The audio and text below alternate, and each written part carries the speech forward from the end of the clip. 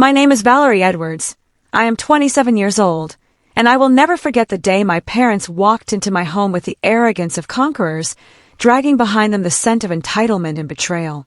They had sold the very house I grew up in, the house whose walls held my childhood laughter and my quiet tears, and without hesitation, they placed every dollar, all 280,000 of it, into my brother's hands. To them, he was the golden child, the flawless son whose every mistake was excused, whose every ambition was funded, whose every lie was swallowed whole because he could do no wrong. And then, after stripping me of any inheritance, they marched into my apartment unannounced, as if ownership of my space was a birthright they still possessed, as if the roof above my head belonged to them simply because I carried their blood. I remember standing in the doorway, stunned by their audacity, the air between us thick with the stench of favoritism that had poisoned our family for as long as I could remember. My mother dropped her bags on my carpet as though she were planting a flag of conquest. My father scanned the room with critical eyes, already muttering about how I should rearrange furniture to suit them, and my brother, smug and silent, wore a smirk that spoke louder than any words. He had won, I had lost, and in their eyes that balance would never change. My chest burned with the weight of years of dismissal, of sacrifices ignored, of achievements belittled while his smallest efforts were paraded as triumphs. But what they did not know was that in handing him everything, in treating me as nothing, they had unlocked something dangerous within me. I had no intention of remaining the overlooked daughter, the expendable child, the ghost who watched others thrive.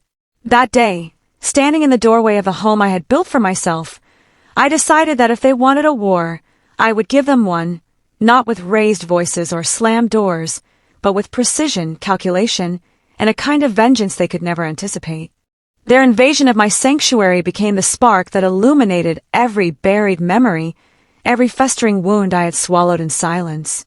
As they settled themselves on my couch, rearranging cushions and commenting on how small my space felt compared to the house they had just liquidated, I felt a tide rise within me, not of sadness, but of fury so sharp it carved clarity out of the fog of years. I remembered birthdays where my name barely escaped their lips, while my brother's every candle was blown out with applause. I remembered working 2 jobs through college while he drifted aimlessly, yet somehow still received new cars and endless cash because he just needed a chance. I remembered the sting of being told that I was independent enough to make it on my own, while he was treated as fragile glass in need of constant polishing.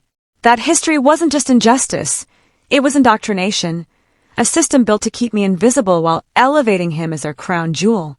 And now, with their house gone and their future secured in his hands, they dare to walk into my home as if I owe them shelter, as if I owe them gratitude for discarding me.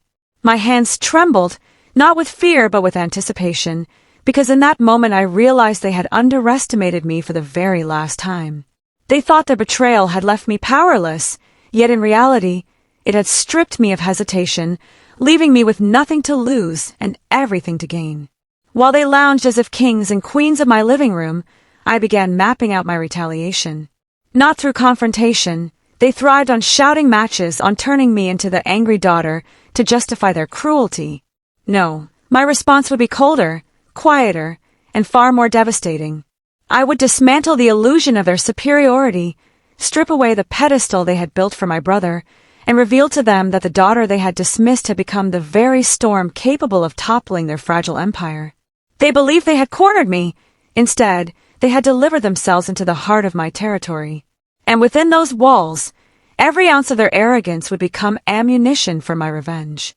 The days that followed were a theater of silent battles, their entitlement clashing against my resolve in ways they never fully recognized.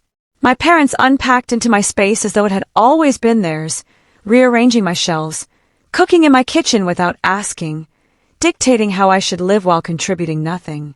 My brother stopped by often, his arrogance dripping like oil, waving their money in my face as though the fortune bestowed upon him was proof of his superiority. He flaunted new purchases, expensive watches, leather jackets, trips booked with ease.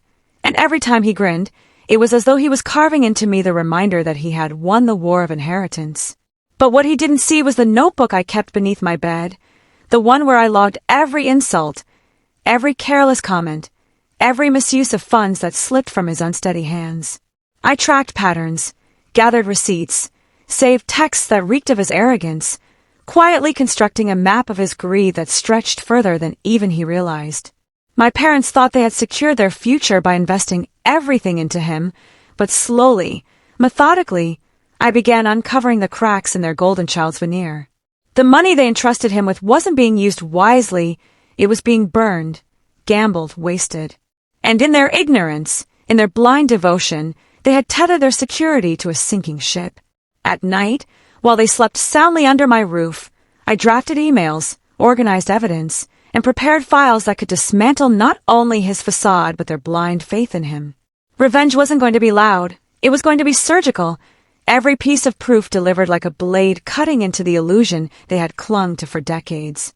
I no longer craved their approval. I craved the moment their faces would crack, the moment they would see the truth they had spent years denying. And in that craving, I found purpose, a purpose sharper than any pain they had ever inflicted. The unraveling began with whispers, carefully placed truths delivered to the right ears, each revelation like a match striking against dry tinder. I leaked fragments of his reckless spending to family friends who once admired him, ensuring that gossip spread like wildfire, reaching the very people my parents sought validation from.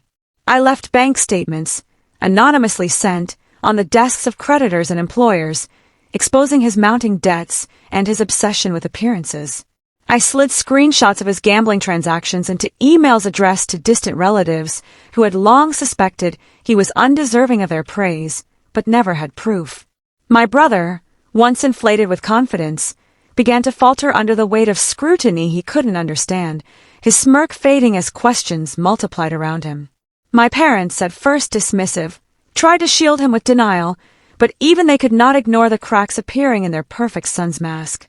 Meanwhile, I remained silent in their presence, a ghost in my own home, observing the chaos I had orchestrated with the calm detachment of a puppeteer pulling strings.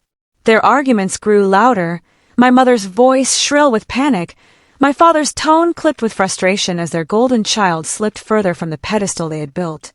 They could not see the trap closing in, that every careless dollar he spent, every lie he told, every indulgence he flaunted had become a thread in the rope tightening around him. What they had believed was their greatest investment was transforming into their ruin, and I savor the slow, inevitable collapse. The daughter they had dismissed, the one they thought incapable of holding power, had weaponized their blindness and turned it into their undoing. And still, I waited, because the final strike had yet to come, the strike that would not only expose him but force them to face the truth about the child they had sacrificed me for. The reckoning came like thunder, sudden yet inevitable, tearing through the fragile illusion they had built with decades of favoritism. It was during a family gathering, a night meant for celebration, when I delivered the final blow. With deliberate calm, I connected my laptop to the television in the living room, the very space where my parents had so often praised my brother while dismissing me, and with one click, the facade shattered.